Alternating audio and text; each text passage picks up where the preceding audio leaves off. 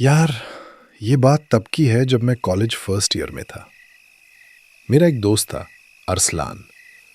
उसका घर हमारे एरिया से थोड़ा दूर था और उसके घर के बिल्कुल सामने एक पुराना खाली घर था। मैं जब भी उसके घर जाता था, मुझे वो घर अजीब लगता था।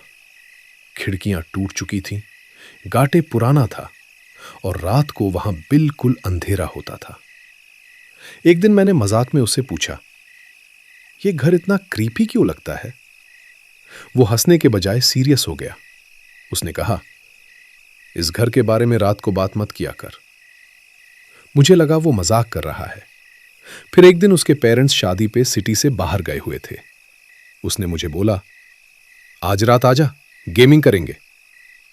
मैं उसके घर चला गया। हमने पिज्जा ऑर्डर किया, गेम्स खेली, मूवीज देखी। सब कुछ बिल्कुल नॉर्मल था। अराउंड 1:30 बजे हम बैल्कनी में खड़े बातें कर रहे थे। तब मेरी नजर फिर उस खाली घर पे गई। उस घर की ऊपर वाली खिड़की में हल्की सी लाइट जल रही थी। मैंने अरसलान से था, उसने फौरन बालकनी का दरवाजा बंद किया और बोला, उस तरफ मत देखो।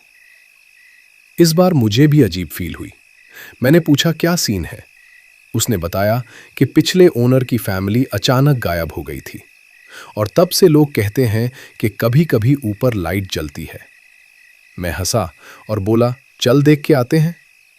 पहले वो मना करता रहा, लेकिन फिर मान गया। हम दोनों टॉर्च लेकर उस घर के पास गए। गेट ऑलरेडी हल्का सा खुला हुआ था। ये देख के हम दोनों रुक गए। अंदर बहुत ठंड थी, अजीब सी स्मेल आ रही थी। हम धीरे धीरे अंदर गए।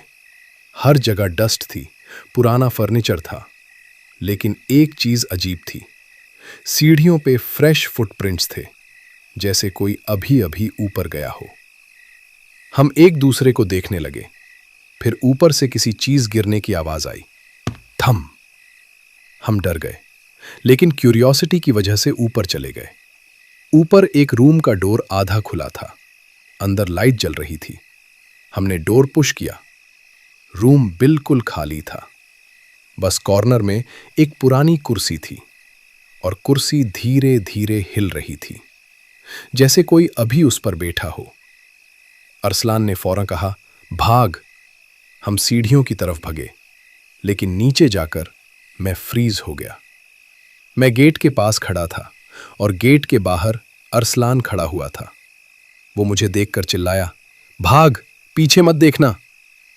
मेरा दिमाग बंद हो गया, क्योंकि अरसलान तो मेरे साथ ऊपर था, तो फिर मेरे पीछे कौन था?